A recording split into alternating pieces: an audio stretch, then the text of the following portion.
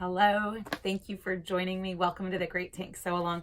Today I'm sewing the Lacy Slope tank, and I'm using this great jersey fabric that I got from So English, who's sponsoring the Sew Along. And I just want to talk a little bit about the Lacy Slope. It was my first tank top pattern that I made from Greenstyle, and I love it because it works for woven fabric. It works for jerseys, it works for stretchy knits, it works for athletics knits. I mean, you can pretty much pick any kind of fabric that you want to be wearing, and this is a great tank top for it. My favorite use of it, though, the one that I'll pull it out for, is when I get a jersey that doesn't have a ton of stretch, more like a t-shirt type fabric. I'll pull this tank top pattern out. So today I'm going to be using this tank to show you how to do bindings. There's two different methods. There's a traditional way, which I will be using, and then there's also Sarah Connell's way, which is quick and great and easy, and a lot of people in the Greenstyle group love it. So I'll link that so you can also watch her tutorial. The main reason I don't use hers is not because it's not a great method, but it's because of the machines that I have. I don't have a cover stitch yet. It's definitely on my list. I want one. But until I get one, I've figured out how to do bindings on my regular sewing machine in a way that I'm just as happy with. So I use my twin needle and I fold it under the way that it states in the pattern, and the way a lot of knit bindings are done. But it does take a lot more time because I go through and I clip all along the way to get my binding to lay down straight. So I'll be demonstrating that. But first, to get started, let's go ahead and cut our fabric out and get ready to go to the machine. So now I've cut out my front and my back on the fold, and I always like to mark where the middle is when I cut them out before I unfold them. And you're going to find the right side of your fabric, and I'm going to put them right sides together. I'm going to go ahead and sew my shoulder seams, and I'm going to sew my side seams. So one thing to think about, oh, that's not the right side. One thing to think about is that when you're doing your binding, if you find it easier to do it flat, meaning you're not sewing it in a loop first, then only sew one shoulder seam, and then you can just do your binding like that and then cut off what's left. I go ahead and sew mine in the round though, so I sew the shoulder seams, and that way I can measure and calculate my binding based on my fabric. But either way is fine, and the same thing will apply. The only difference is whether you want to sew one shoulder closed or both. So I'm going to go ahead and sew both shoulders closed with the 3/8 inch seam allowance. Talk about knit bindings. So I have finished my neck hole. So that's all I've sewn are the shoulders. So now I have this opening to finish, and I'm going to go ahead and measure it. So you can lay it flat, you can measure it this way. I'm going to go ahead and fold it so I can take my measurement and then just double it. So I'm going to get all these edges lined up, and then you're going to get, with your measuring tape, you're going to measure this opening. So I just start at one edge and I walk my measuring tape around the opening.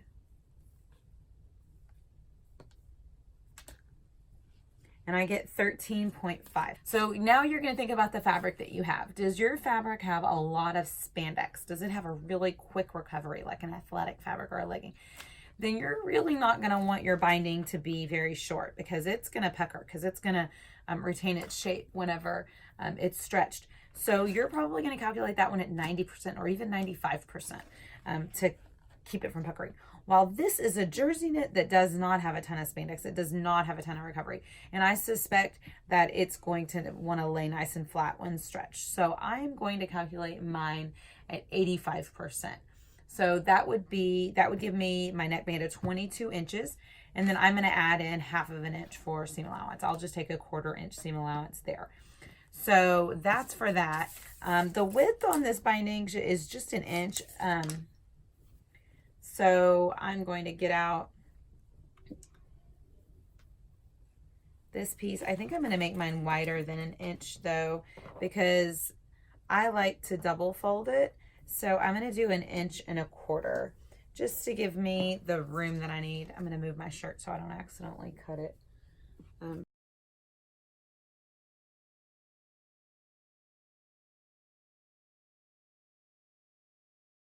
Okay, so I'm at my serger. The first thing I'm going to do is take this long strip that I just cut, and I'm going to put it right sides together.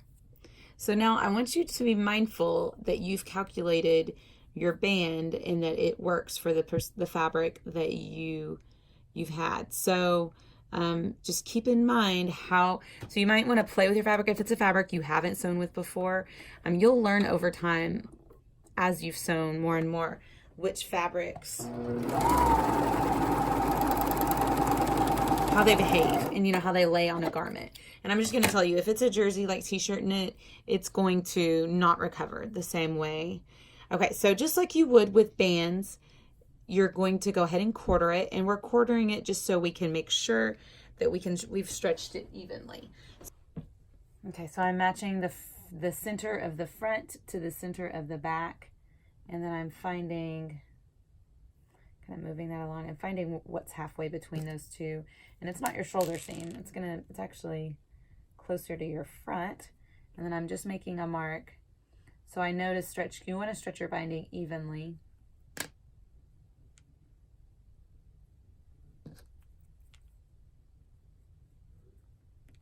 Okay, so I have my quarter points marked on my neckline, and now I'm going to do the same thing on this band. You just need to mark them on one side. I marked the halfway point, and now I'm going to match up my two halfway points. Okay, so now you're going to put the band to where the right side of the band is touching the wrong side of your shirt. And you're going to put that seam where you connected your band into a loop on your back. And you're going to go around matching up your quarter points so you know how far to stretch. Okay, I have this all pinned, and the band is pinned, or it's a binding. The binding is pinned on the inside of your shirt. The right side of that band is facing the inside, the wrong side of your shirt. And I'm going to sew it on, stretching only the binding. And now that I'm at my machine, I'm going to put my shirt, I like to start on the back. I'm going to put my shirt like this, and I'm going to stretch. See how you're only stretching the band? I'm so sorry if I keep calling it a band. I think it's just habit. You're going to stretch the binding. In the pattern, it calls it a facing. And you're going to make sure that you do not stretch your neckline on your shirt. You're only stretching this binding.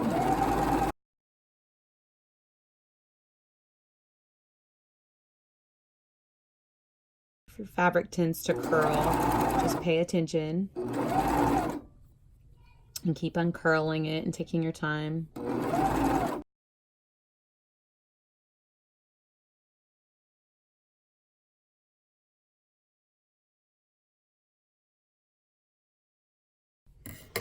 Okay, I have it all applied to my shirt.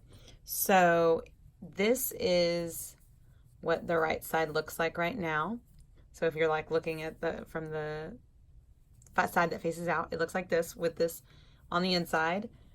And this is what my inside looks like right now. So what I'm going to do is lift it up and then pull it over that seam. But when I pull it over that seam, look, you have all this fabric that's showing on the right side. So what I'm going to do is I'm going to fold it. I'm just going to eyeball it. You can measure and all that. And then I'm going to fold it over this seam.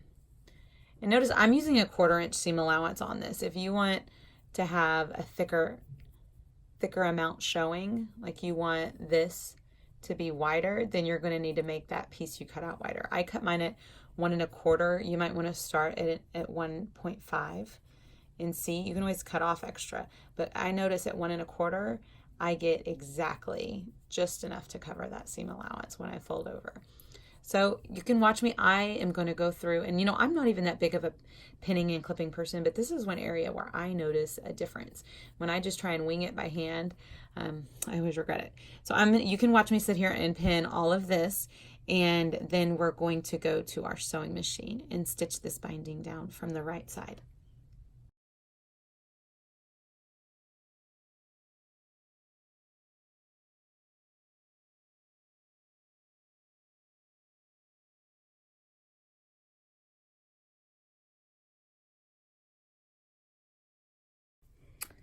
Okay, so you saw me put hundreds of clips, well, not 100, but a lot, into this top on the binding. So I have it wrapped around to where it's covering the seam and it wraps to the front.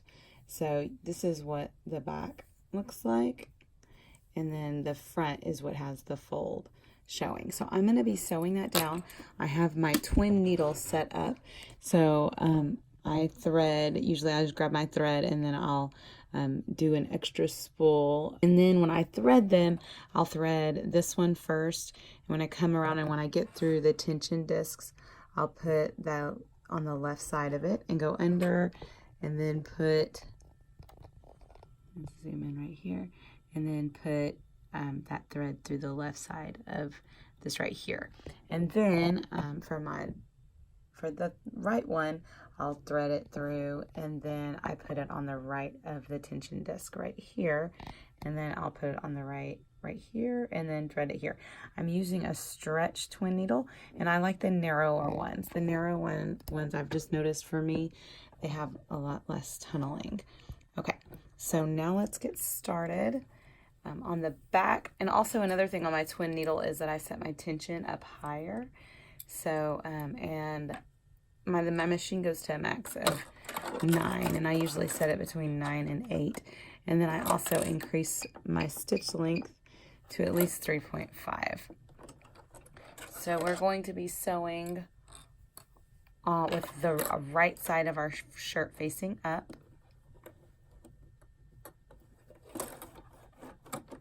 And I'm doing a very narrow binding because I cut mine at 1.25. And if you're just starting with binding, you might want to increase that just to give yourself more wiggle room to fold under. This is just what I was comfortable with on this, but I have a very narrow amount that's folded under. And if you use the pattern piece, you will not have any that's folded under. You would need to do it opposite of what I'm doing. And you would sew it right sides to right sides and fold it around to the back and have a raw edge sticking out on the back. So you see, I am only sewing just a few inches at a time because I want to keep everything lined up with how I clipped it. And then when I remove the clip, I kind of just reposition it to make sure that it fully covers my serged seam. I think the trick on this is a ton of clips, or a ton, if you don't use clips, then a ton of pins. So you can see this is what it looks like as it comes out. And then there's my back. I didn't change my bobbin thread. I didn't have another spool that matched close enough.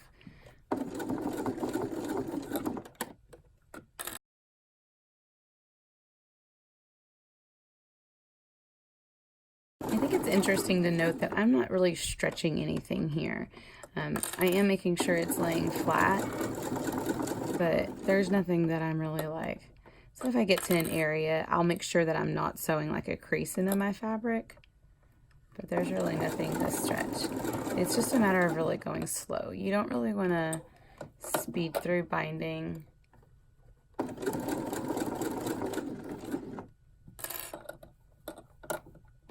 See, I can see right here where I'm going to have to pull it a little bit just to get the fabric to lay flat. You're just wanting it to be flat whenever you sew it down. And you can see how I have barely any this is a really narrow binding that I'm doing because I cut it at 1.25.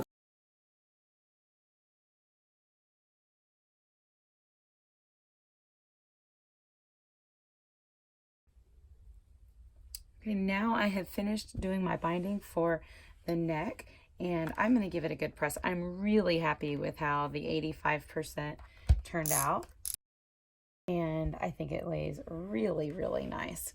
So I'll put a little bit of liquid on it and press it, and then now we're ready to do our armholes. And to do our armholes, we're going to do the same thing. We're going to turn our shirt to where it's right sides together, and then we're going to first sew down our side seam.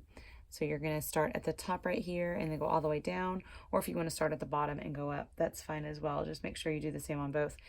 And then when we're done with that, I'm going to get out my measuring tape again and measure this armhole. And I really like the way the 85% worked on here. So I'm going to cut a strip of fabric that is 85%. So I'm going to take whatever number this measures and multiply it by 0.85 and then add 1/2 inch for my seam allowance. And then whenever I do that, after that, I'm going to apply it the right side of my binding to the wrong side of my shirt, and then wrap it around and sew it down. Okay, so let's do our armholes. Okay, I have my side seams finished, and I went ahead and gave my seams a really good press, and I'm going to measure this armhole. I'm gonna try and line up so I can just measure it once and then multiply it by 2. Get 9.5, so that means that the armhole is 19, because 9.5 by 2 is 19. So I'm going to take 19 and I'm going to multiply it by 0.85. I get 16.15, and so that means I'm going to cut at 16.65 and times 1.25. So I'm going to go ahead and cut those strips out, and we will be ready to put them on. Okay, I have my bands cut out. I went ahead and sewed the short end on each band. And now I am going to quarter them.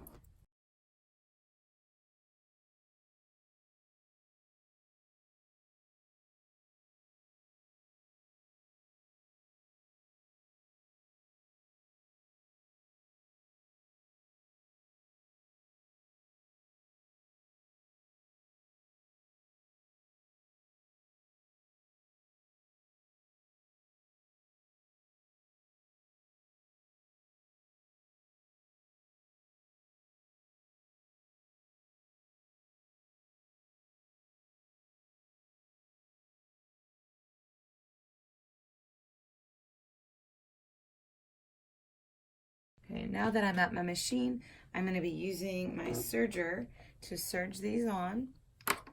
I'm going to serge starting at the underarm area. And notice you are going to need to pull the band to match, just because we made it 85% of the opening.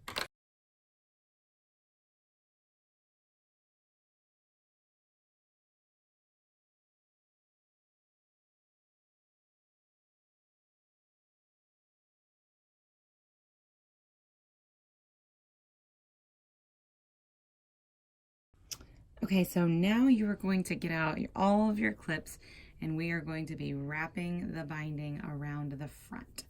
So the binding has been sewn to the reverse side, and we are going to fold this edge under and then wrap it all around like that. This is what the neckline looks like all finished. So you can see there's no raw edge on the inside, and then there's that on the outside. Okay, let's get to clipping.